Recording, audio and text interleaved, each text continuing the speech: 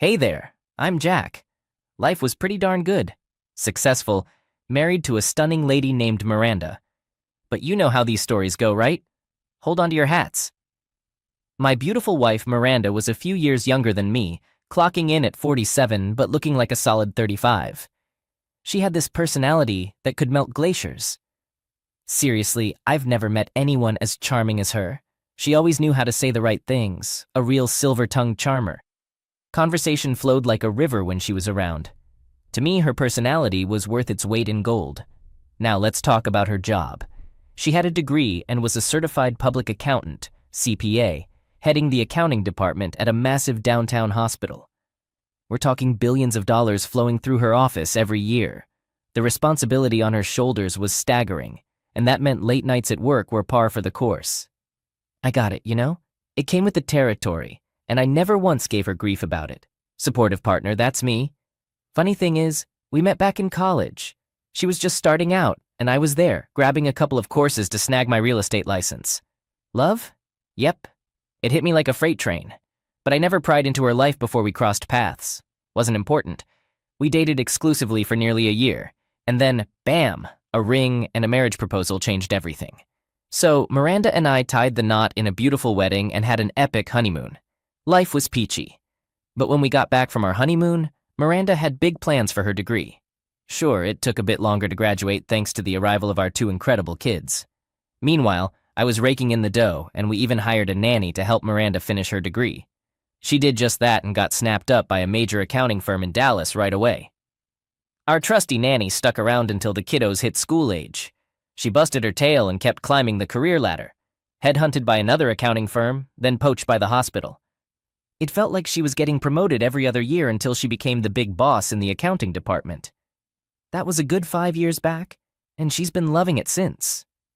Now, I'm a licensed real estate broker specializing in commercial properties. Juggling 4 different agencies, I've always got a nice stash of listings, not just in Dallas but also in Oklahoma City and Little Rock. My job takes me on the road quite a bit between these cities. Our kids, Leo and Zara, they're something else. Leo's already got his college degree and is working out in San Francisco. Zara, well, she's still hitting the books here in Dallas and planning a June wedding right after she wraps up her degree in May. I've got high hopes she'll join me in the business after tying the knot. Zara's got a bunch of her mom's traits, and those skills are worth their weight in gold. She's gonna do great. Back to a year ago in Starbucks. I'm sitting in Starbucks, as I usually do, trying to get in touch with Miranda. Every day around 4:30, I'd give her a call to see when she'd be heading home and to chat about dinner plans, going out, grabbing some takeout, or cooking up something at home. You see, Fridays were sacred to us. We'd been married for a solid 25 years, and I could count on one hand the times we didn't go out on a Friday night. Even if work was hectic, we'd wrap things up and hit the town. We were the type who kept our work at the office, although every now and then we had to head back on the weekend to tie up loose ends. But Friday night was our time to unwind. Update. I got to Starbucks a tad early to pester Miranda about dinner, so I decided to kick back with a cup of coffee first. Across the street was the hospital, and to my left was this big parking garage. Now, that garage had a pedestrian bridge that stretched high above the road, linking it to the hospital. There were 5 exits from the garage, and 2 lanes on the road were reserved exclusively for people coming out of the garage. I wasn't paying much attention, but I did happen to notice a hefty Chrysler 300 rolling out of the garage. It came to a stop at a traffic light right in front of Starbucks. What caught my attention was that Miranda was in the passenger seat. Now that was strange because she'd always keep me in the loop about any meetings outside the hospital. I was in Starbucks, and I needed answers. With my phone in hand, I called up Miranda's office, hoping to get some clarity. But what I heard was a shocker. They told me she had wrapped up her work for the day. Confusion swirled in my mind, so I decided to bypass the office and dial Miranda's number directly. After 3 rings, she answered, and I couldn't help but blurt out, "Miranda, where are you?" Her response? "I'm in my office, swamped with this crucial report that needs wrapping up. Here's where it gets interesting." I was at Starbucks with big plans, ready to celebrate a significant sale and whisk Miranda off to our favorite Austin restaurant. I even had thoughts of us spending the night there, but all she could muster was, "I can't tonight, but can I get a rain check?" Then came the kicker. Are you in Starbucks across from the hospital? I thought you were in Oklahoma City. I confirmed I was indeed at Starbucks, and no travel had been on my agenda. The burning question in my mind, did she realize I'd seen her? I tried to extend an olive branch, offering to bring her coffee and a salad to fuel her through that report. She mumbled something I couldn't quite catch, then mentioned one of her colleagues had left her a sandwich and a soft drink. Miranda added, "Pick something up on the way home for yourself, and I'll be there as soon as I can." Curiosity getting the best of me, I checked my phone's location app, seeing their car had now parked at a famous address I knew all too well, the Hilton Hotel. "Are you in your office now?" I asked. "Yes," came her response. I decided to give her some space and said, "I'll see you at home if you don't want my company. I can get the work finished quicker on my own." With a resigned, "Okay, see you later," I hung up. Miranda and I had what felt like a fairy tale life, basking in financial comfort. We drove fancy cars, all courtesy of yours truly. Our home was a sprawling ranch on 5 pristine acres, meticulously landscaped. It resembled a park more than a residence. When not at work, we were inseparable. To an outside observer, it was evident that we were deeply in love and fully committed to each other. Miranda made sure to dance with me exclusively at social events, even if I said it was okay for her to dance with other men. Her response was always that she didn't want another man's hands on her. She never gave me a reason to feel jealous. I never once entertained the thought of Miranda being unfaithful. It never crossed my mind. I believed our bed life was fantastic. I was wholeheartedly devoted to her, and she was well aware of my stance on infidelity. I sympathized with Miranda, but she seemed content and happy. I couldn't have imagined that if she wasn't satisfied at home, she would seek satisfaction elsewhere. I sat there for several minutes, feeling emotionally devastated. It was as if my entire world had crumbled around me. Several people asked if I was okay. Eventually, I just stood up and drove home. I was sitting alone in the dark when Miranda returned home. She asked, "Why are you sitting in the dark? I've had a terrible day and I'm upset, okay? What's your next question?" We never snapped at each other, but I felt justified in my inquiry. "You mentioned earlier that you were excited about closing a significant sale, so why are you upset now?" She replied, "Because I've recently learned some very disturbing news." I inquired, "What could be so terrible?" She responded, "If you don't know, then you've got no reason to ask." I stood up and poured myself a large brandy, then took it into the den and sat down.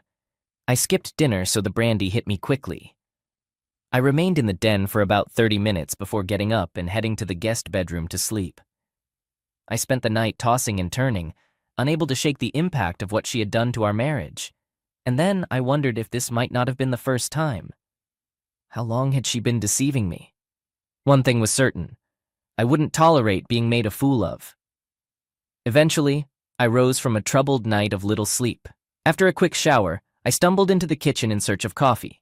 Miranda was seated at the table and spoke first. She said, "Good morning. How did you sleep in the spare bedroom?" "I slept terribly, to be honest. I don't think I even got an hour of sleep. Can you tell me what's bothering you so much?" I looked at her, utterly baffled by her question before responding. "Miranda, is there something you want to talk about? What do you mean? Are you upset because I had to work on a Friday night and we couldn't go out to dinner? When did work become more important than family? We've always dropped everything on Friday nights and enjoyed a night out. Maybe work has become more enjoyable than spending time with me." "Who is he?" She gave me a confused look and clearly didn't want to answer. She grew restless, got up, and started a new pot of coffee, trying to avoid the question. I continued. "I saw you. I even called your office, and they said you had left for the day. I know you went to the Hilton. Game over. How could you do this to us? To me, to our family. I thought we meant more to each other than some cheap affair. I'm sorry, I never intended for this to happen. I've been fighting it for over a year, and in the end, I was weak. My body responded, and I got lost. His name is David Alexander, my boss. We tried to be discreet so you wouldn't find out. I am so deeply sorry. First of all, you're well aware of my stance on infidelity. Our marriage is over. I have never been so hurt in my life. I've been betrayed by my best friend, my lover, my soulmate, my wife. We've always shared everything. Never in my wildest dreams did I think this would ever happen. At this point, I'm not even sure if I want to continue living. If we didn't have children, I know what path I would choose." Update. Miranda was crying hard at this point. She could see the pain I was in, but I didn't want her pity. Finally, she regained some control and asked, "Is there anything I can do to repair our marriage?" The simple answer is no. But right now, I'm not thinking clearly, and I can't make a decision about this. However, there might be some steps you can take to regain your self-respect. First and foremost, the affair has to end immediately. You need to file a physical offense case against your lover because it seems like he took advantage of you. Both of you might lose your jobs because of that, but it's the right thing to do. Finally, you should quit your job and then file a lawsuit against the hospital. You're a CPA, and finding a good job shouldn't be a problem. She paused for a moment and said, "I'm not sure if I can agree to all of that." I got up to leave the kitchen. "Where are you going?" "I'm leaving. I'll let you know where I'm staying. Tomorrow I'll consult with a lawyer and I'll try to make this as painless as possible. However, both you and your lover will not come out of this unscathed. You can mark my words on that. I won't be a fool. I'll call the kids this afternoon and let them know their mother cheated. Please leave the kids out of this. Aren't they a part of this family too?" "Yes, but I don't want them to be hurt by this. It's a little too late to worry about that. They are adults and need to know. You're just worried about your reputation." With that said, I packed 2 suitcases, gathered my business items, and loaded the car. When I returned to the kitchen, Miranda was still sitting at the table, crying. "Miranda, do all the things I've asked, and if you want to talk, I'll be willing to sit down and discuss our marriage. I'll let you know where I'm staying." And with that, I was gone. I wondered if I would ever step foot in my house again. Our local Holiday Inn served a delicious breakfast, so that's where I ended up. I inquired about a weekly professional rate and made reservations for 2 weeks. I texted Miranda and informed her of my whereabouts. I questioned why I did it, but old habits are tough to break. The following day, which was Sunday, I spent the entire day in my room, lost in thought and wallowing in self-pity. I recognized the need to talk to my children, so I sent them a text message, urgently requesting to speak with them about some important yet unfortunate news. Both of them promptly replied, asking me to call immediately. I broke the heartbreaking news to them that their mother had cheated on me and had been involved in an ongoing affair for the past few months. They inquired about how I had discovered it, and I shared the details. They were devastated but assured me of their support. They had numerous questions, but I had few answers. I informed them that I had moved out and was staying at the Holiday Inn near our old house. Sadly, we bid each other goodbye. Miranda called within minutes. "How could you turn our kids against me?" "I didn't turn our kids against you. Your actions have hurt our children, and that's what you're hearing. I told you I was going to tell them. I won't inform your friends or your parents. That's your responsibility. Be aware, though, that the truth has a way of surfacing eventually." I had just hung up the phone with her when there was a knock at the door. It was my daughter Zara. She came in and we held each other, both shedding tears. She understood my pain, and I was grateful to have someone to share it with. We talked for over an hour, and she wanted every detail, which, unfortunately, I didn't have much of. Finally, Zara mentioned that she was going to see her mother. About 2 hours later, I received a text from Zara, urging me to talk to Mom because there was much more to the story than I knew. I replied with an "okay." Somewhat reluctantly, I called Miranda. "I know Zara has been to see you, and she asked me to call and talk. I promised her I would, so let's talk. What I'm going to say will hurt. Are you sure you want to hear it?" "Yes, you've told Zara, and she obviously thinks I need to hear it too, so let's hear it." So she disclosed the entire story of her affair, albeit reluctantly at first, but she had been an active participant since then. The narrative was painful to hear. The good-looking guy is more than 10 years younger than Miranda, and over 15 years younger than me. I was furious and determined to confront him for wrecking my marriage. While it was understandable why Miranda got involved with him, it didn't excuse the fact that she had cheated on me. Not just once, but consistently for months. I couldn't get past that. My lawyer, Sam, is a personal friend, so I called him at home and explained the situation. He advised me to come to his office first thing the next day. Sam is a friend outside the office, but he's always professional in a business setting, and I knew he charged his clients, even friends, appropriately. I informed him of my intentions regarding Miranda, filing for divorce, serving her, and then waiting for the 90-day period. I wanted immediate legal action against her lover. I insisted on suing him for physical offense and also pursuing a lawsuit against the hospital. I believe there should be some moral clauses in the hospital's policies, particularly when upper-level management takes advantage of subordinates. They should bear some responsibility, even if the lawsuit didn't lead anywhere. It would at least generate unwanted publicity. I asked Sam if there was any way to discreetly inform this guy's wife today that her husband had been having an affair.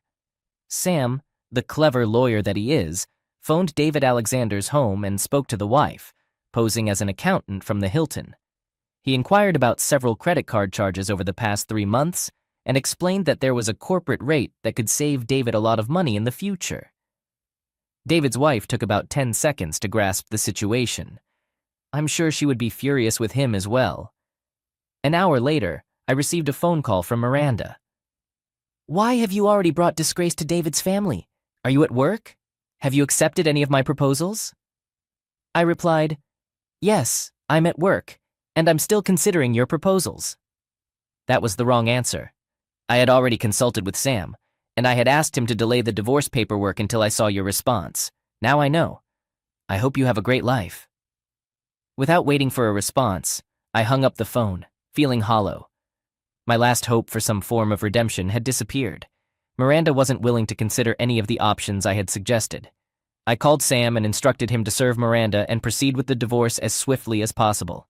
I didn't want any delays. I went to the bank and divided our accounts.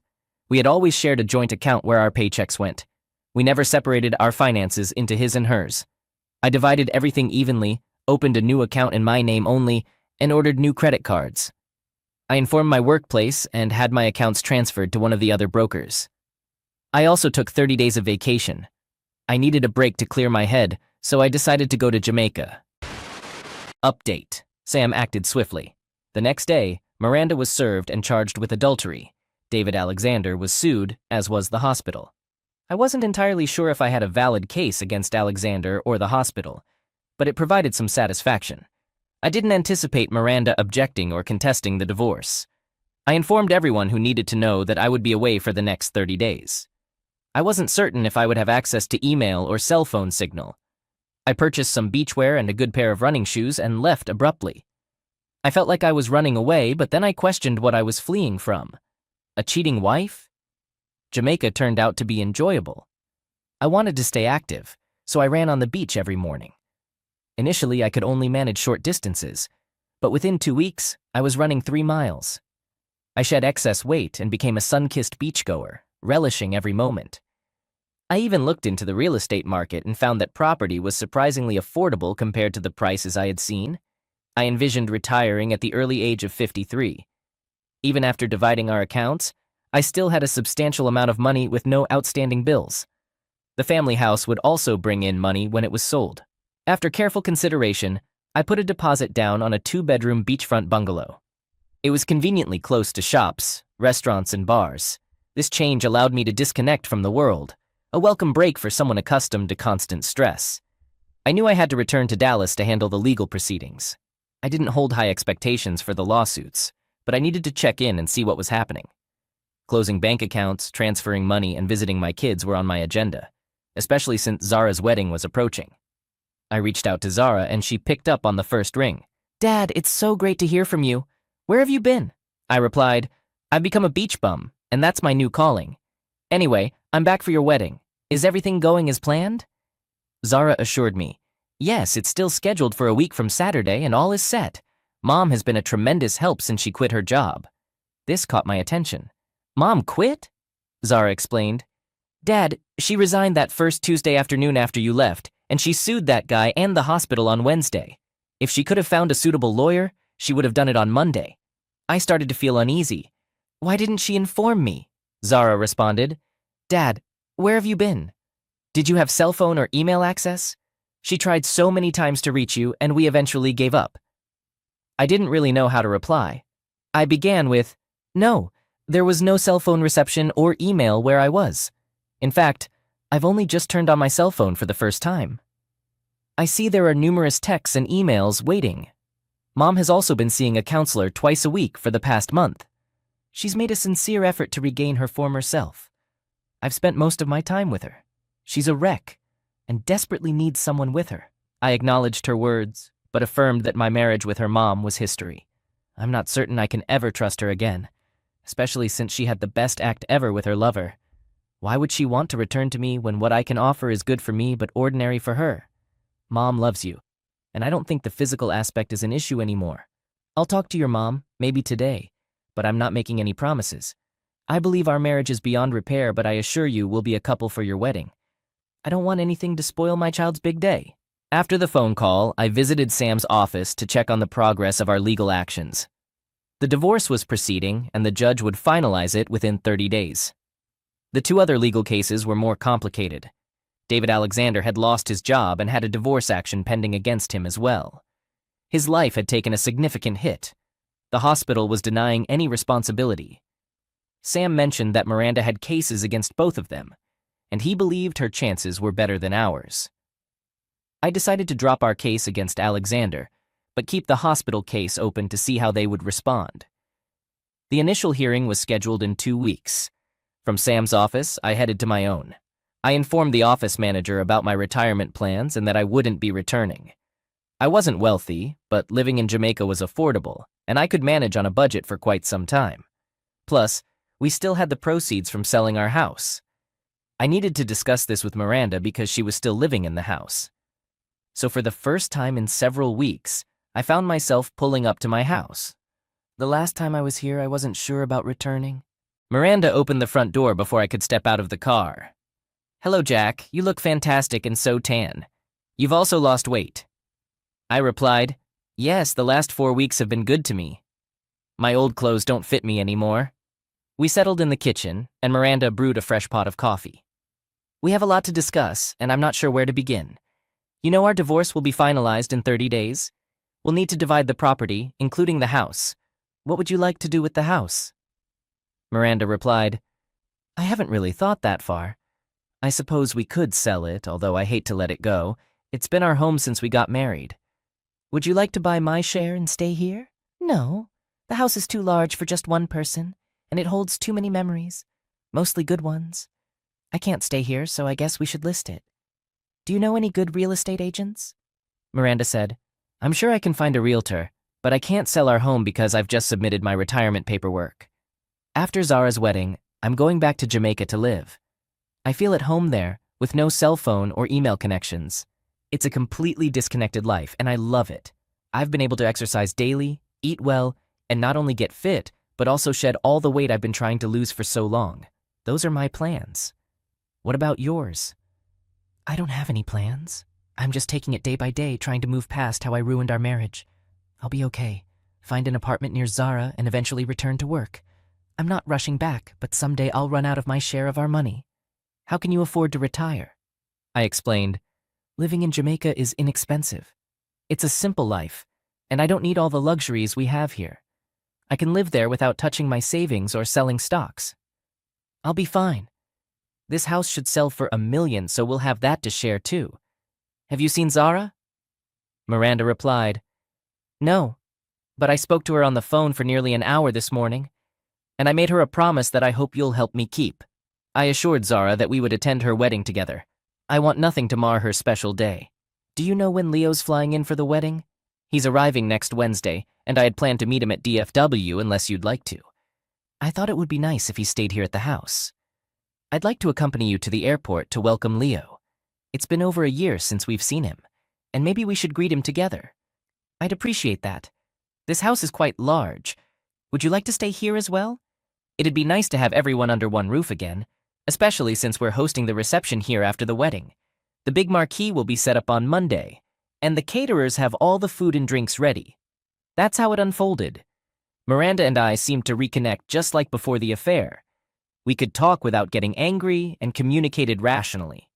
We worked together tirelessly to organize Zara's wedding, and having Leo there to help was a blessing. The night before her wedding, Zara stayed in the house with all of us. We sensed the tension, but having our family together one more time was very special. We all knew the house would be gone by next year, and there would be no more family gatherings in our old home. Zara's wedding went off without a hitch. She looked stunning, and I felt like I had lost my daughter. I knew her husband was a great match, but I secretly hoped he realized the real treasure was Zara. The place was adorned with fresh flowers, and champagne flowed all night. We had one of the top bands from Dallas, and the dancing continued into the early hours of Sunday. Miranda and I danced together for most of the night. I had pledged to Zara that we would attend as a couple, and I don't think we disappointed anyone. Miranda looked fantastic, and I shared many dances with her. I found my body responding to her just as it had in the past. I was a bit drunk and overwhelmed. I might regret this in the morning. Suddenly, Miranda said, "You know, Jack, if we share a bed tonight, we'll be sharing more than just the bed." "What's bothering you, Jack? Please do it one more time for old time's sake." "Please? Miranda, I'm sorry, but I can't do this. I know you're still involved with someone else. I can't believe you." I left Miranda in tears, packed my bag, and drove to the Holiday Inn. My cell phone woke me up the next morning, and it was my son. "Dad, what did you say to Mom last night?" She cried all night. "Son, this is a bit awkward to tell you, but she's still having a relationship with someone else. I'm not happy right now. I know you're flying back today, and I'll come over in 2 hours to drive you to the airport, but I don't want your mother to come along, and I don't want to see her." I stayed for an additional 3 days before returning to Jamaica. Sam had received a settlement offer from the hospital. They offered $500,000, but we settled out of court for $750,000, and after taxes and Frank's fees, I was left with $500,000. That would go a long way. I said my goodbyes to everyone except Miranda and boarded my plane for the next chapter in my life. Update. Life was great. I spruced up my little beach bungalow and bought a used Jeep. I kept up with my beach runs and sunbathing. Now and then, I'd receive mail or a postcard from one of the kids. One day, I received a letter from Sam. He filled me in on all the news. My divorce had gone smoothly, and now I was a free man. Miranda had won both her court cases, with the hospital paying her $5 million, and Alexander being charged $1 million he couldn't afford, leading to his bankruptcy.